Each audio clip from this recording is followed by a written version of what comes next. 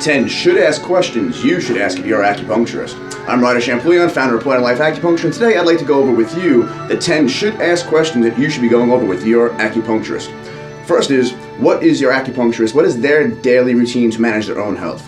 Are they following through with integrity? Are they living a lifestyle of example? Are they eating well? Are they mindful of what they do? Do they think before they act? Do they have a plan and procedure to get through to their actions, their goals?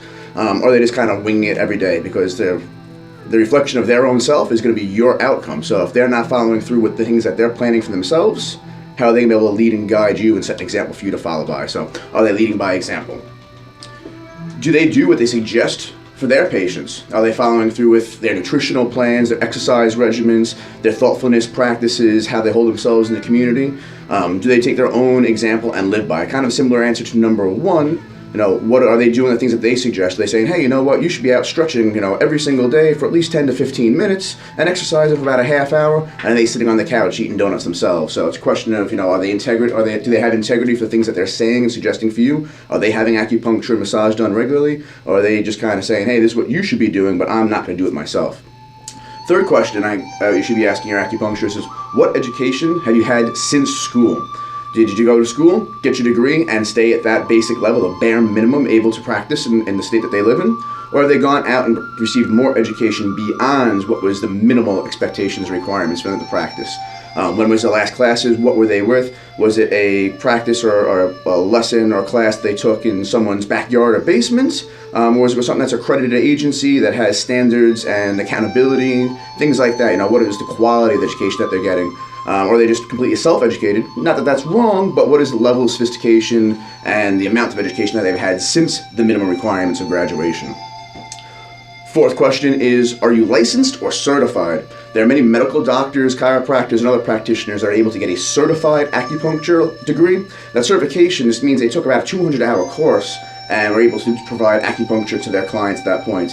Acupuncturists, depending on the state, have 2,000 to 3,000 hours of education in their field of practice and their expertise, both in diagnosing, treating, prescribing, all those things that go into it. So rather than getting a cookie-cutter handbook of, hey, the person has a headache, these are the points that you do, they're actually learning how to differentiate and diagnose and know what the methods of the headache are coming up for, and then how to treat them using an East Asian medical paradigm. So a little bit different and something that's very important. I would only recommend seeing a licensed acupuncturist. They're much safer. They're the specialist in the field. Check them out, and if your insurance doesn't cover them, call them up and complain.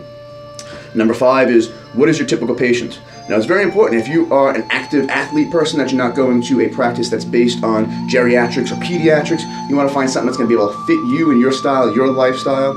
If it's an athletics place, are you going in for stress management? Because it might be loud, it might be energetic, and you might be wanting to quiet and calm things down. What are their typical complaints? Some people specialize in fertility issues.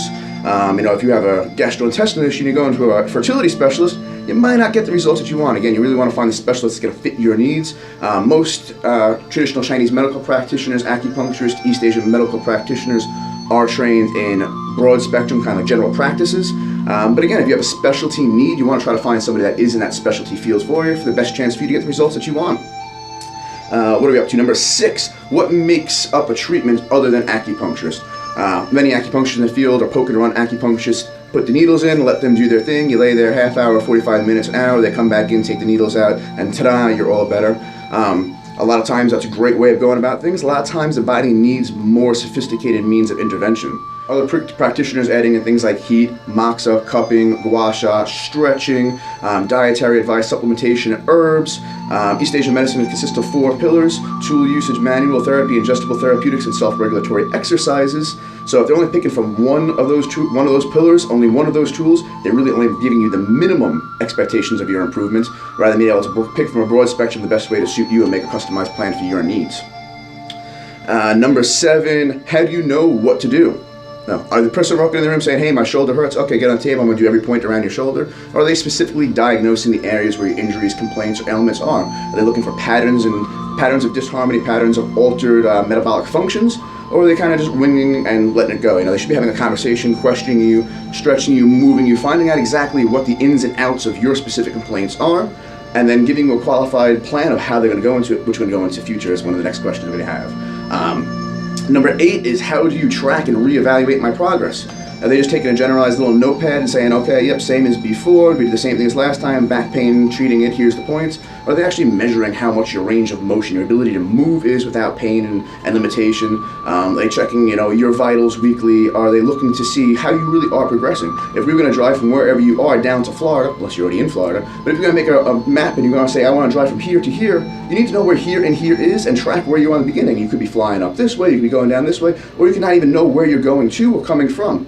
Are they checking and rechecking your progress? They're looking to see where you're coming from, where you want to go, and where you are on each waypoint and deviation on that path, because things change by day by day, week by week, and you want to monitor your progress and track that change so you know where you're coming from. So always check, recheck, test, retest. That's the means of getting any satisfactory results in any area of your life. So if your practitioner isn't following a evaluated plan of where they want to go, what they expect to have happen, and detailed notes on where they've been, something that you might want to consider talking to them about.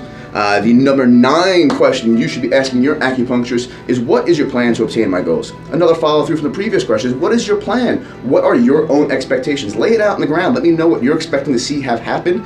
Should I have increased, decreased symptomology? Should I have a little soreness but increased range of motion? What are your expectations so I know that I am getting the proper results and that you're not just kind of going, it's the old, the psychic, like I'm thinking of a person who in the room has a name with a J. J, is there a John here? John, I think you're a John. Yes, I was thinking of John. I was talking about, you want to have somebody that actually is going to have a plan and that the results match the plan rather than going, these are the results we're getting? Yes, I've been planning that all along. So what is their plan? They should have a delineated progress idea of what should be happening. And you want to stay some degree close to that vector of where their perceived answer is going to be, where their perceived results are going to be, where they're going to end up with. So does your practitioner have a plan to obtain the goals, and what is it? That's number 9. Number 10 is, what do you do if your plan doesn't work?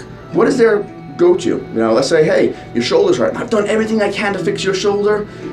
I don't know what else to do. It's not getting better. What is their plan in that instance? Are they type that's just going to keep continuing treating like, eventually it'll get better? Or is they somebody that's really saying, hey, you know what? We've done everything that I know how to do. My best interest, my goal is for you to have your goals reached, and I'm unable to do that. So my job now is to say, hey, I'm unable to help you attain your goals. Here are some people, some resources that I may have that may be able to help you.